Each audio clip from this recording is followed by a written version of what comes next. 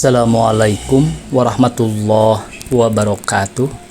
Pemirsa dimanapun saja Anda berada, selamat berjumpa kembali dengan channel YouTube Insan Dongeng. Pada kesempatan ini saya Bang Elgi akan melanjutkan roman klasik Anak dan Kemenakan bagian ke-18. Selamat mendengarkan. Engkau dibawa pulang oleh orang tuamu karena tak boleh dikawinkan dengan aku. Engkau segera akan dinikahkan dengan Sultan Malik, supaya tak mungkin jadi dengan aku. Sangat memberi malu ayahku dan mendatangkan amarahnya. Untuk menutup malunya ini, aku dipaksanya mengawini Nurmala. Jika aku tidak menurut kehendaknya ini, ia tiada akan beranakan aku lagi dan akan menghitamkan kota Padang karena malu. Kau lihat bidak, nasib kita sesuai benar. Bukannya kita harus bercerai saja dengan kekasih kita, tetapi kita harus kawin pula dengan orang yang tiada kita cintai sebagai jodoh kita. Apa hendak kukata adikku? Aku terikat oleh perasaan berhutang budi kepada ayahku.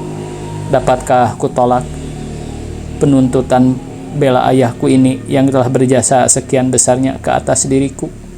Dengan apa akan kubalas gunanya kalau permintaannya yang sekecil ini tak dapat kululuskan? Kau lihat bidak, bagaimana besar penderitaanku pada waktu ini. Bukannya karena ditimpa kehinaan dan kehilangan engkau saja, tetapi pula karena terdesak oleh perasaan pembalasan kepada ayah angkatku. Kemana aku hendak lari lagi? Oleh sebab itu, kalau akan terjadi juga apa yang tiada kita inginkan ini, akan kupinta kepada Nurmala supaya ia rela kukawini, walaupun sehari saja atau sampai datang waktunya aku meninggalkan kota Padang ini atau meninggalkan dunia ini, supaya terlepaslah aku dari godaan perasaan.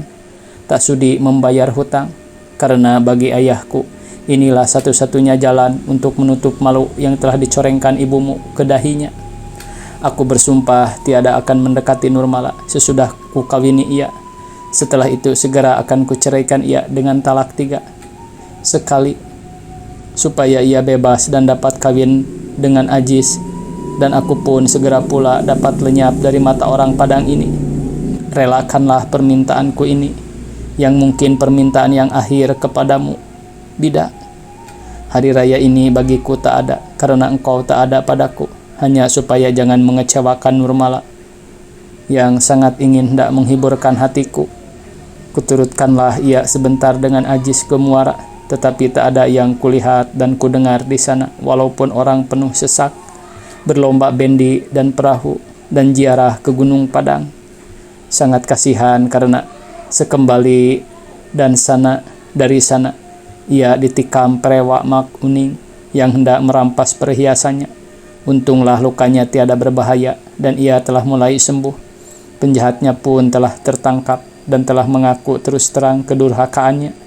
Kupinta kepada Allah apabila aku yang harus mengadilinya, supaya aku dapat menahan hatiku atas aniayanya kepada Nurmala ini. Dengan berbaring di tempat tidur sakitnya, dibacanya suratmu dengan air mata yang bercucuran, juga kepada Ajis yang datang mengobati Nurmala di sana. Kuperlihatkan suratmu itu yang dibacanya dengan amat pilu dan sedihnya pula, karena memikirkan kemalangan yang bertubi-tubi menimpa kita berempat. Walaupun tiada banyak perkataannya, tetapi pada mukanya pun bersumpah pula akan melepaskan kita berempat dari tali adat istiadat Padang ini yang telah melilit dan mengungkung kita. Bantulah kami dengan doamu yang saleh, supaya Tuhan memberi kemenangan kepada kita dalam perjuangan kita ini dan menyampaikan sekalian cita-cita kita. Sekarang terimalah peluk cium yang hasrat dari kekasihmu, dan juga dari Nurmala dan Ajis yang selalu bercintakan engkau. Kita simpan dulu cerita Mr. Yatim dan Putih Bidasari. Sekarang kita ceritakan Datuk Gampo Alam.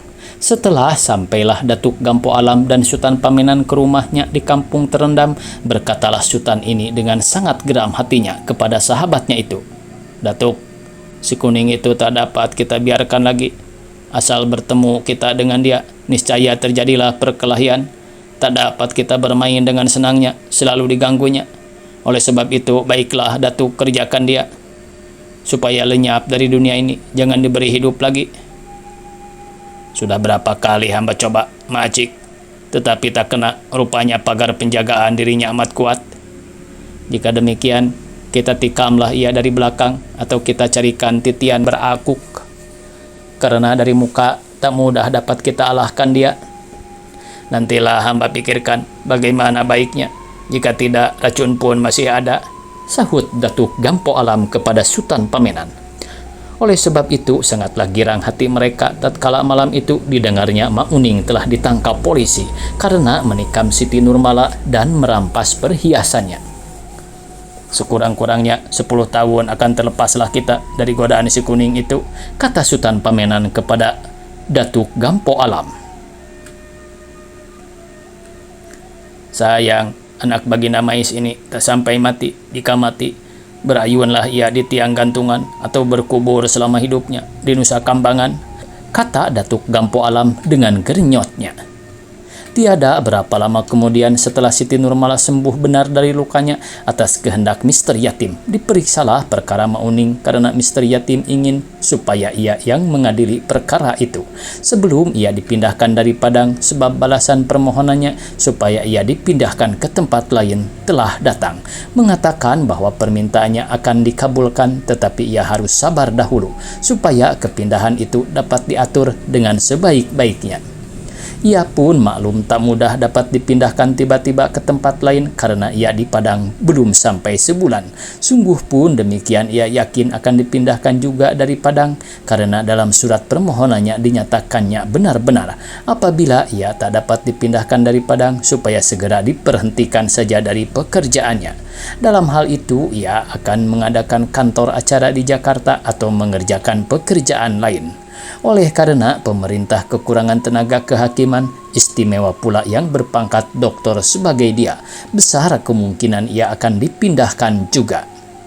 Kabar pengadilan perkara Mauning segera pecah seluruh kota Padang dan amat banyak orang yang ingin hendak menghadiri pengadilan itu. Pertama, karena terdakwa adalah seorang prewak besar yang kenamaan seluruh kota Padang. Kedua, karena yang menjadi korban ialah seorang gadis yang cantik, anak hartawan yang terkaya di Padang. Ketiga, karena yang menjadi hakim pun seorang anak Padang pula yang baru kembali dari barat dengan membawa pangkat Mester Doktor. Anak bangsawan yang berpangkat tinggi dan sahabat karib yang teraniaya. Lain daripada itu, penduduk kota Padang ingin tahu pula kecakapannya dan bagaimana hukuman yang dijatuhkannya. Orang yakin tentu Mauning akan mendapat hukuman yang seberat-beratnya. Oleh sebab itu, pada hari pemeriksaan penuh sesaklah balai pengadilan di Padang dengan penonton yang bukannya dari kota Padang saja, tetapi juga dari Mudik, bahkan dari Periaman dan Padang Darat. Setelah hadirlah sekalian anggota pengadilan dengan hakim dan pengacaranya, hop jaksa, saksi-saksi, polisi dan penjaga sekaliannya dibawalah masuk pesakitan Mak Uning yang dibelenggu kedua belah tangannya dijaga oleh kedua orang polisi pengawal. Mak Uning rupanya tiada susah, tiada khawatir dan tiada takut. Cahaya mukanya dan gayanya pun tiada berubah. Ia berjalan sebagai biasa di tengah-tengah kedua pengawal dengan gagah dan angkuhnya ke tempat pesakitan. Tatkala ia hendak duduk, menolehlah ia ke sekelilingnya, memperhatikan sekalian hadirin dengan tiada malu-malu atau segan-segan. Sebagai biasanya ia melihat orang banyak di pasar kalau ia masuk ke tempat ramai ini. Mula-mula matanya memandang Mister Yatim yang duduk di meja pengadilan dengan memakai pakaian hitamnya. Kemudian anggota pengadilan dan pengacara yang duduk di sisi Mister Yatim. Sudah itu hop jaksa dan saksi-saksi yang diantaranya ada Siti Nurmala dengan ayahnya, Baginda Mais, Dr. Ajis dan polisi. Sutan Pamenan dan Datuk Gampo Alam. Akhirnya dilihatnya penonton seorang-seorang polisi pengawal yang menyuruh duduknya. Tiada diindahkannya sebagai tiada didengarnya perkataan mereka. Tatkala dilihatnya Mister Yatim dan hop jaksa, air mukanya biasa. Tatkala dilihatnya Siti Nurmala yang masih agak pucat rupanya, terbayang pada mukanya seakan-akan ia menyesal akan perbuatannya yang durjana itu. Tetapi tatkala terpandang olehnya Sultan Pamenan dan Datuk Gampo Alam, timbullah di bibirnya seakan-akan hendak dinyatakannya kepada kedua musuhnya ini bahwa sekalian pengadilan dengan pemeriksaannya atau hukumannya sekalipun tiada diindahkannya. Yang lama direnungnya ialah penonton biasa sebagai ada yang dicarinya di sana, dan tatkala kelihatan olehnya seorang perempuan tua bersandar dekat pintu gedung pengadilan, lama dipandangnya perempuan tua ini dan nyata tampak berbayang di mukanya kesedihan yang tak dapat ditahannya. Perkataan pengawal yang telah 2 kali menyuruhnya duduk tiada juga diturutnya adalah seakan-akan pikirannya terpusat pada perempuan tua itu yang menutup mukanya dengan tangannya seolah-olah hendak menyembunyikan air matanya yang mengalir ke pipinya. Setelah puaslah Mauning memandang perempuan tua itu, barulah ia duduk dengan menarik napas panjang. Dengan segera dimulailah pemeriksaan oleh Mr. Yatim dengan pertanyaan-pertanyaan tentang diri pesakitan. "Siapa namamu, pesakitan?" tanya Mr. Yatim. "Mauning," jawab terdakwa dengan tetap suaranya. "Namamu yang sebenarnya?" "Mauning," jawab yang tertuduh pula dengan sungguh-sungguh dan muka yang tenang. Mr. Yatim merenung pesakitan ini sejurus lamanya sebagai hendak melihat apakah ia mempermain-mainkan pengadilan dengan semaunya saja. Apa betul-betul katanya, karena Mr. Yatim tahu ia terkenal sebagai seorang prewa yang angkuh dan berani. Tetapi muka pesakitan ini tenang, tiada membayangkan olok-olok. "Pada sangkaku, Mauning itu nama sindiranmu atau sehari-hari yang diberikan teman-temanmu kepadamu, yang kupinta namamu yang sejati atau nama kecilmu yang diberikan orang tuamu kepadamu?" tanya Mr. Yatim pula dengan sabarnya. "Nama kecil hamba Kuning dan nama besar hamba atau nama sindiran hamba atau gelar hamba Mak Kuning.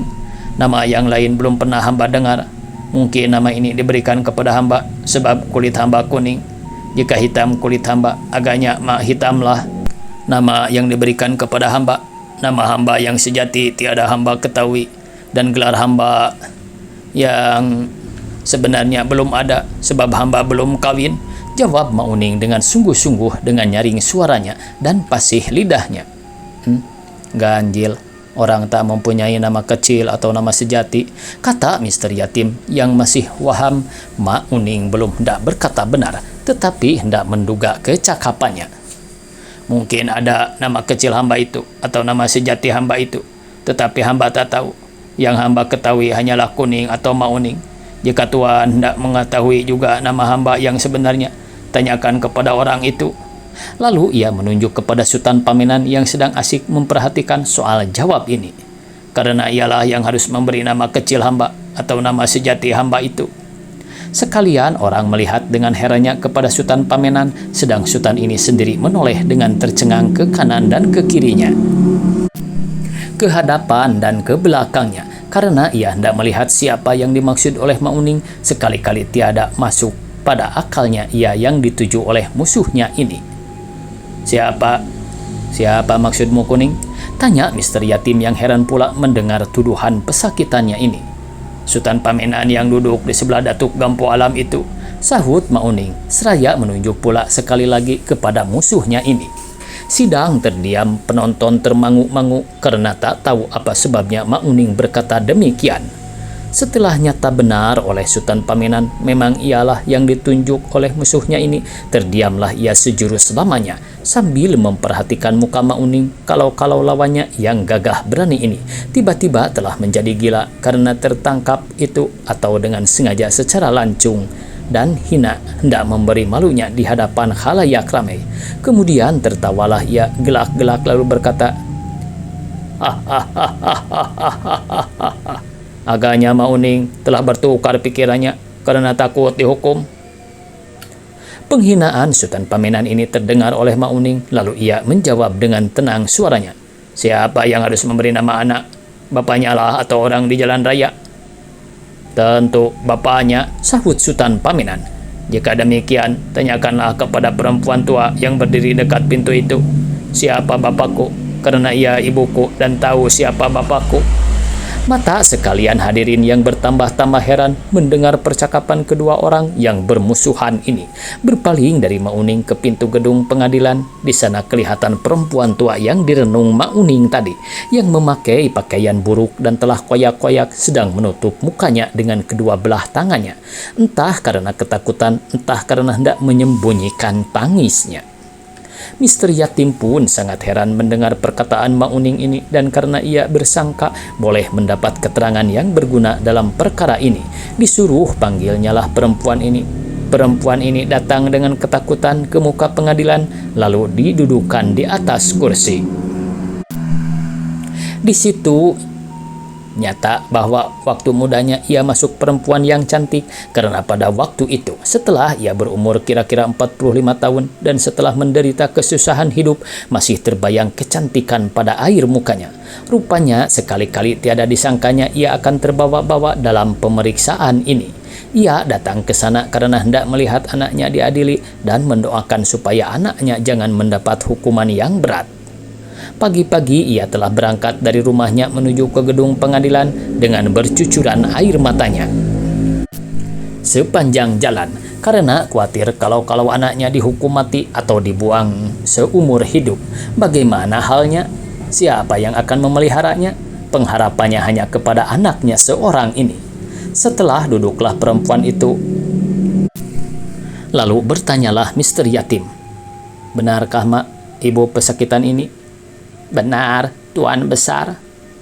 "Jangan Mak panggil hamba Tuan Besar, panggil saja engku, sebagai kebanyakan laki-laki Padang, karena hamba pun orang di sini." "Sukakah Mak memberi keterangan apa sebabnya?" Pesakitan berkata, "Engku Sultan Pamenan yang harus memberi namanya." "Baiklah." "Sukakah Mak memberikan keterangan apa sebabnya?" Pesakitan berkata, "Engku Sultan Pamenan yang harus memberi namanya." "Baiklah engku." Setelah perempuan ini bersumpah akan berkata benar dalam keterangannya, ditanyalah ia, "Siapa nama Mak?" "Upik Manis." "Apa pekerjaan Mak?" "Tak ada." "Di mana Mak tinggal sekarang?" "Di Ula Karang bersama-sama dengan anak hamba si kuning ini, di Muara Batang Anei." "Jadi benar pesakitan ini anak Mak?" "Benar, anak kandung hamba."